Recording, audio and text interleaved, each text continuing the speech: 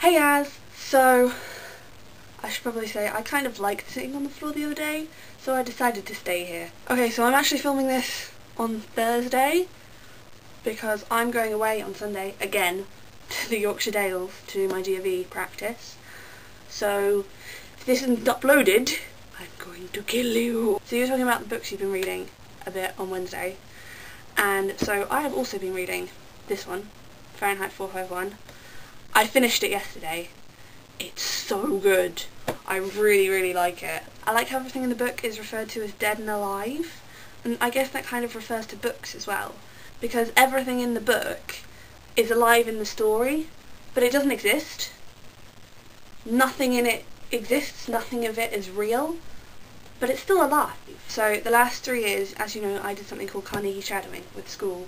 I didn't do it this year because we had already left by the time that they do Carnegie Shadowing, so it starts mid-May, and we left in mid-May. But, you know, that is the kind of whole thing which led to this picture, which I love very much, of when I met Marcus Sedgwick, and was really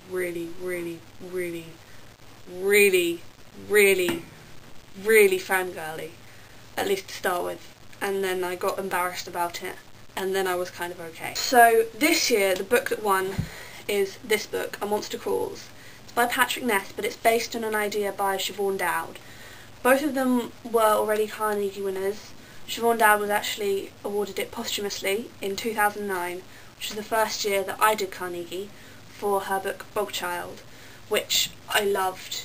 It's an amazing book. Then last year, in 2011, Monsters of Men, the 3rd book in the Chaos Walking trilogy, which I also love, was awarded it. We were really happy when this got awarded it, because he had been entered and shortlisted 3 years in a row for the 3 books of the trilogy, and we loved the trilogy so much we wanted them to win basically every year, and finally in his 3rd year he managed it. Now this year, as I said, A Monster Crawls won it.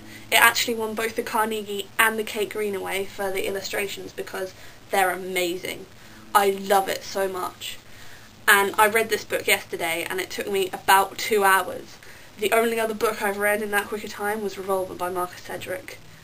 And so reading another book in that quick time is saying something. One of the things that I first found about this book, it was really weird. To begin with, I was obsessed not with the story, but with the paper. It's a really odd book because the cover feels really, like, rough, but then the pages inside are all shiny, like the cover of a book would ordinarily feel. So I was just obsessed with that for about 10 minutes, and then I actually managed to read the book. So as I said, this won the Carnegie this year, and I love that because it kind of sums up for me the time that I did Carnegie and things like that, because Siobhan Dowd was the first winner of the Carnegie for me, and Patrick Ness was the last.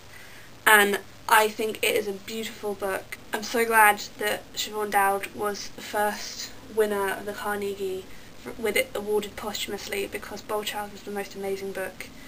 And I'm so glad Monsters of Men won last year, and I'm so glad that A Monster Crawls won this year, because it's just fantastic and you should read it. But I'm not going to lend it to you because you've already got Catherine's and Paper Towns, and I've got to have those back before you can have this one because I love this one too much. Okay, the other thing is that when we were in Ensham, I told you that my dad had 2 very awesome things, and so I thought I would show them to you to prove that he really has them. The first one is in this little box. My dad has a 1 ring. Here we are, complete with Elvish inscription. It doesn't make you disappear if you put it on your finger though. Look, I'm still here. Second thing I told you about is in this box. It's a lovely magic wand, which is charmed, it says, with the phoenix feather. I maintain that this is Harry's wand. However, my dad and my brother argue that it could be Voldemort's. This is not Voldemort's wand. You just know this is Harry's wand. It's the right length, it's the right material, it's got a phoenix feather in it, therefore it's Harry's wand. We have a magic wand and a 1 ring. Now we just need a lightsaber and a sonic screwdriver, and my life will be complete. Also, just realised I hadn't said this, the green jacket is back!